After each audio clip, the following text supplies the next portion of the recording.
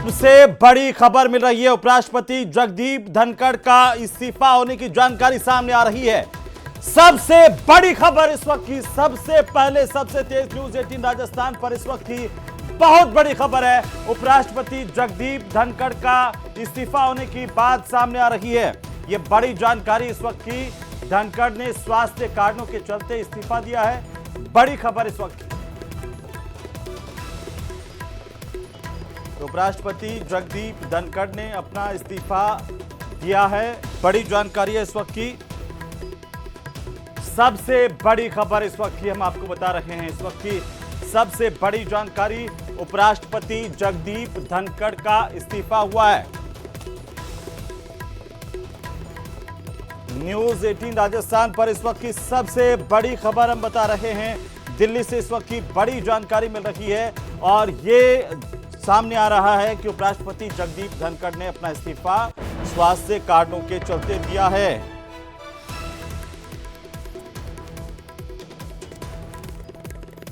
तो दिल्ली से इस वक्त की सबसे बड़ी खबर आ रही है।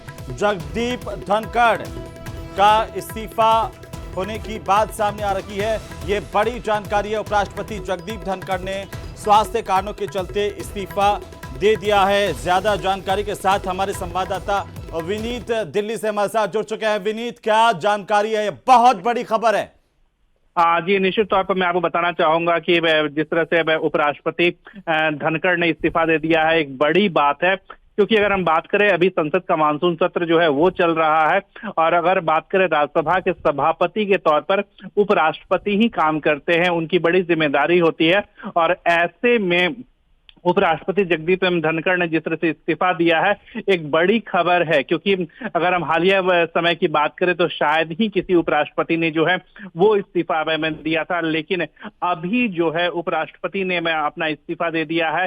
हालांकि उन्होंने अपना इस्तीफा में स्वास्थ्य कारण को बताया है और जिस तरह की उन्होंने जिम्मेदारी निभाई थी और जिस तरह से उन्हें जिम्मेदारी दी गई थी, उसके लिए उन्होंने प्रधानमंत्री नरेंद्र मोदी को भी धन्यवाद किया है, सभी को धन्यवाद दिया है। लेकिन बड़ी खबर है कि स्वास्थ्य कारणों का हवाला देते हुए उपराष्ट्रपति ने अपना इस्तीफा जो है वो राष्ट्रपति को भेज दिया है। जी बिल्कुल, लेकिन ये बड़ा सवाल है विनीत कि आखिरकार मानसून सत्र का एक दिन और उससे ठीक पहले इस तरह से उपराष्ट्रपति का यह इस्तीफा और जी निश्चित तौर पर मैं आपको बताना चाहूंगा कि यह बड़ी बात है। क्योंकि मानसून सत्र जो है वो चल रहा है, संसद का मानसून सत्र चल रहा है और उपराष्ट्रपति जो होते हैं वो पदेन सभापति होते हैं राज्यसभा के। एक ऑफिसियो हम कह सकते हैं, चेयरपर्सन होते हैं राज्यसभा के। उनकी जिम्मेदारी होती है राज्यसभा को जो है वो बेहतर तरीके से चलाना, राज्यसभा का कामकाज जो है उसे बेहतर तरीके से करना, समन्वय करना उनकी जिम्मेदारी होती है। ऐसे में उपराष्ट्रपति ने जो इस्तीफा दे दिया है, एक बड़ी कमी जो है वो अब खलेगी, क्योंकि उपराष्ट्रपति जो है वो नहीं रहेंगे। हालांकि मैं आपको बताना चाहूंगा कि एक व्यवस्था होती है, उपसभापति होते हैं, साथ ही साथ स्पीकर का जो होता है, माफ कीजिएगा, सभापति का जो होता है वो पैनल होता है। तो इस बिल्कुल विनीत, मैं थोड़ा सा रोकना चाह रहा हूं। ये एक्सक्लूसिव हम आप बता दें अपने दर्शकों को। उपराष्ट्रपति जगदीप धनखड़ के इस्तीफे की जो कॉपी है वो हम दिखा रहे हैं अपने टीवी स्क्रीन पर हमारे दर्शकों को। बिल्कुल विनीत, देखिए, उन्होंने 11 अगस्त 2022 को पद संभाला और राजस्थान के किठाना शेखावाटी का इलाका है, किठाना गांव उनका, वहां से आते हैं। पूरे राजस्थान में कम से कम एक इस तरह से देखा जा रहा था कि भैरों सिंह शेखावत के बाद में वे उपराष्ट्रपति के तौर पर राजस्थान का भी एक प्रतिनिधित्व कर रहे थे। लोगों की भावनाएं इस तरह से उनके साथ जुड़ी हुई थी, लेकिन अचानक से उनका स्वास्थ्य कारणों के चलते इस्तीफा कुछ समझ से बाहर है। जी निश्चित तौर पर मैं आपको बताना चाहूंगा कि जिस तरह से उन्होंने स्वास्थ्य कारणों का हवाला दिया है, निश्चित तौर पर, क्योंकि अगर हम बात करें उनके करियर के बारे में बात करें तो जिस तरह से उन्होंने विधायकी से उन्होंने अपना करियर शुरू किया था, सांसद भी बने थे। इसके बाद अगर हम बात करें पश्चिम बंगाल के, वो गवर्नर थे। जब उन्हें उपराष्ट्रपति बनाया गया था उस वक्त वो पश्चिम बंगाल के गवर्नर थे और वहां पर उन्होंने मौजूदा सरकार के कई फैसलों को लेकर के उन्होंने अपनी राय जो है वो व्यक्त की थी। अभी भी अगर हम देखें तो उनकी एक अपनी राय होती है, वो लगातार चाहे वो हम उनके राज्यपाल के तौर पे कामकाज की अगर हम बात करें तो वहां पर भी वो अपनी राय रखते थे। कई बार सरकार से इतर उनकी अपनी राय हुआ करती थी, यहाँ पर भी वो अपनी राय रखते हुए में है। और जिस तरह से सदन को चलाना हो या फिर जो अगर हम उपराष्ट्रपति के कामकाज को अगर साफ तौर पर देखें, जो हमें प्रत्यक्ष तौर पर दिखता है, सदन को चलाने की जिम्मेदारी जो होती है सभापति के तौर पर जो उनके कामकाज होते हैं, उसमें कई बार जो है वो रूल का हवाला देते थे और रूल में से ही वो चलते थे, नियम से भी वो चलते लेकिन थे। विनीत, हमने पिछले सत्रों में देखा कि राज्यसभा में जिस तरीके से विपक्ष उन्हें लेकर के आरोप लगा रहा था, उसके बाद कई बार वे भावुक भी हुए थे और उन्होंने अपनी बात भी रखी थी कि मैं निष्पक्षता के साथ सदन चलाता हूं।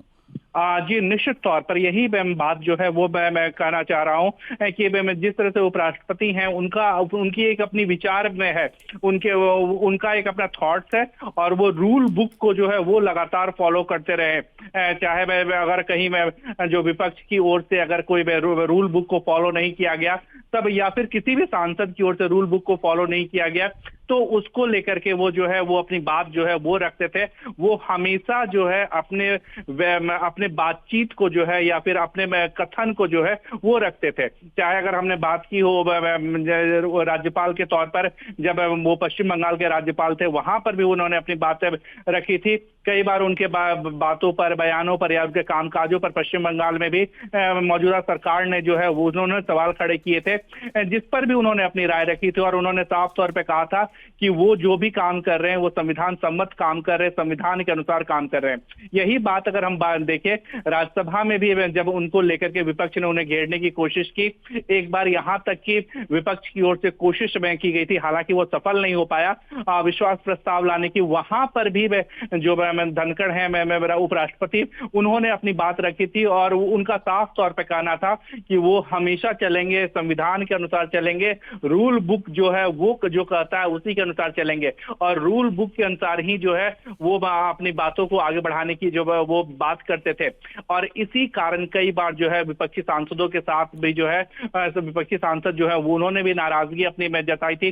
जैसा कि मैं एक बार यह भी मामला आया था कि उनके खिलाफ अविश्वास प्रस्ताव भी लाने पर विपक्ष जो है वो विचार कर रहा था, हालांकि वह ला नहीं सकी। लेकिन जगदीप धनखड़ जो है वो अपनी बात को लेकर के काफी सजग थे।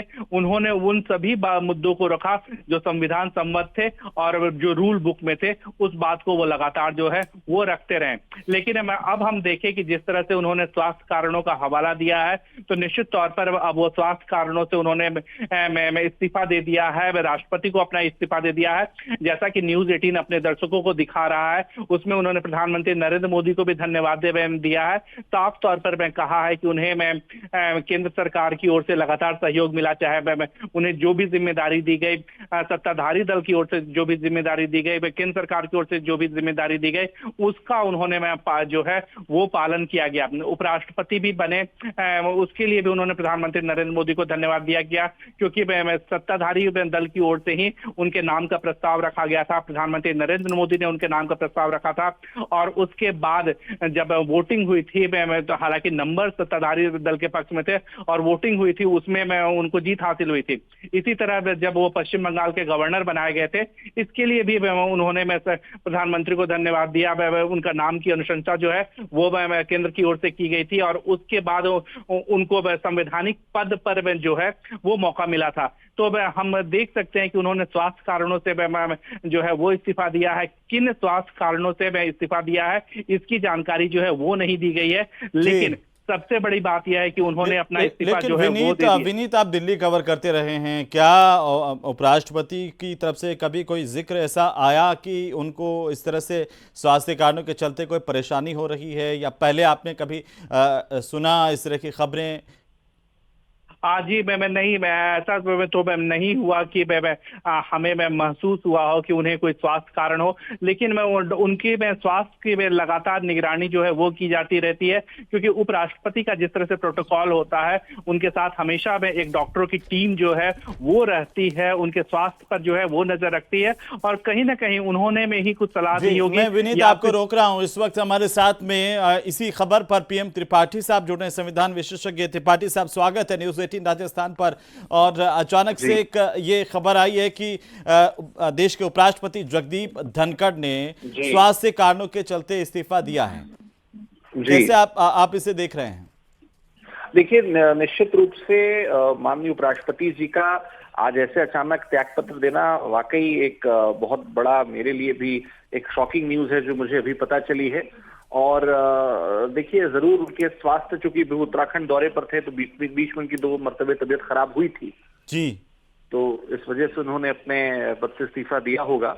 और जहां तक अगर देखिए इसमें संवैधानिक प्रश्न की बात करें तो चूंकि उपराष्ट्रपति राज्यसभा का संचालन करते हैं और जी। अभी आज ही मानसून सत्र की शुरुआत हुई है, तो ऐसे में निश्चित रूप से एक बड़ा प्रश्न ये उठता है कि अब हमारे सामने एक चुनौती है कि हम आने वाले समय में फिर से एक उपराष्ट्रपति पद का चुनाव हमें कराना पड़ेगा। जी, कैसे एक प्रणाली उस पर भी मैं चाहता हूं कि थोड़ा सा प्रकाश डालें। कितने दिनों में चुनाव कराना जरूरी है? क्या संविधान में इन बातों को लेकर के कोई उल्लेख है सर? देखिए, जब भी उपराष्ट्रपति अपने पद से इस्तीफा देते हैं या किसी भी कारण से उपराष्ट्रपति अपने पद से हटते हैं, तो ऐसे में जो संवैधानिक प्रक्रिया कहती है वो 6 महीने के भीतर चुनाव कराना आवश्यक होता है।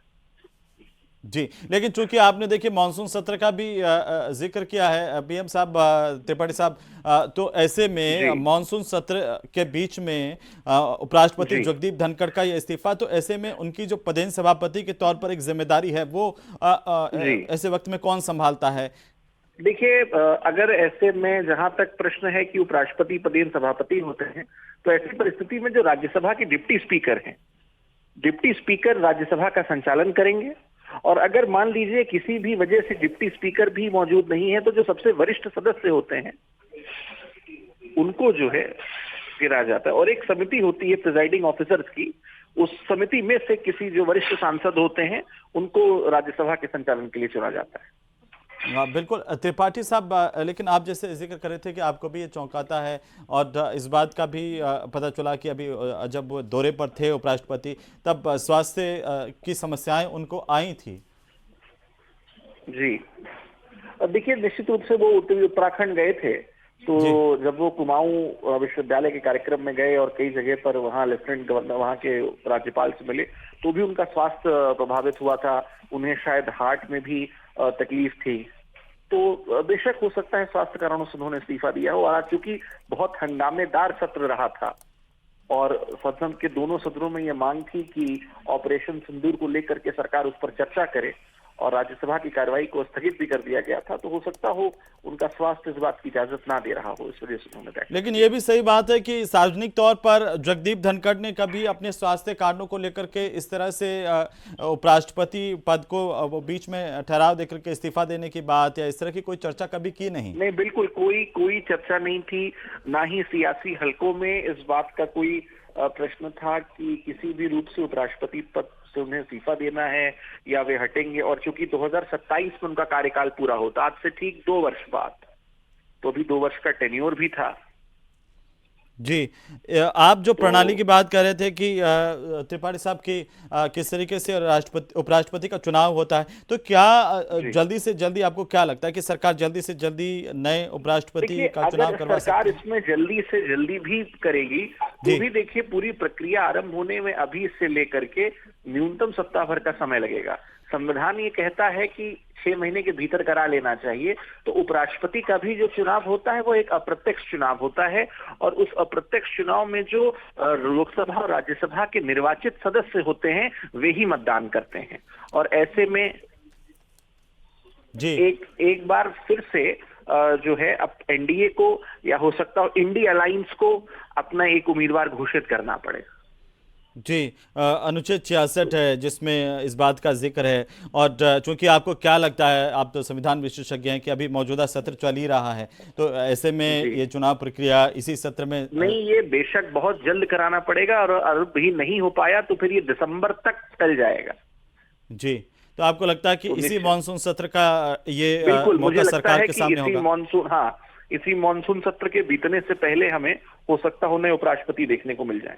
जी, त्रिपाठी साहब बहुत शुक्रिया तमाम जानकारी के लिए और हमारे साथ जुड़ने के लिए और टिप्पणी करने के लिए भी। तो इस वक्त की सबसे बड़ी जानकारी ये है कि राजस्थान के शेखावाटी से जगदीप धनखड़ आते हैं और किठाना गांव, जहां पर जब उन्होंने उपराष्ट्रपति पद की शपथ ली थी, पूरे गांव में खुशी की लहर थी। और इस वक्त एक अफसोस, एक दुख लोगों को ज़रूर होता है कि उपराष्ट्रपति जगदीप धनखड़ ने इतना जल्दी इस्तीफ़ा जो है अब वो सौंप दिया है। और फिलहाल अब देखिए कि उन्होंने हवाला दिया है कि किस तरीके से स्वास्थ्य कारणों के चलते वे इस्तीफ़ा दे रहे हैं, ये उन्होंने हवाला दिया।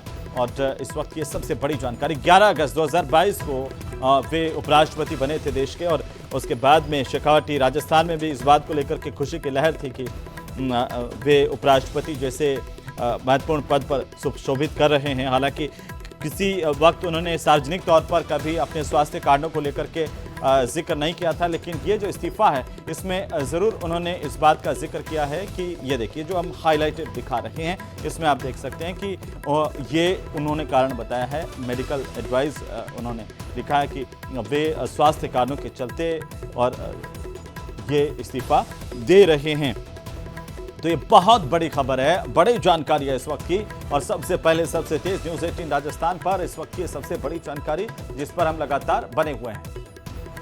हमारे सहयोगी विनीत लगातार हमारे साथ जुड़े हैं। विनीत, देखिए संभावनाओं की भी बात करें, त्रिपाठी साहब ने अभी कहा कि 6 महीने का वक्त होता है, लेकिन यही सबसे मुफीद वक्त होगा कि जो उपराष्ट्रपति, नए उपराष्ट्रपति का चुनाव इसी मानसून सत्र में हो जाए।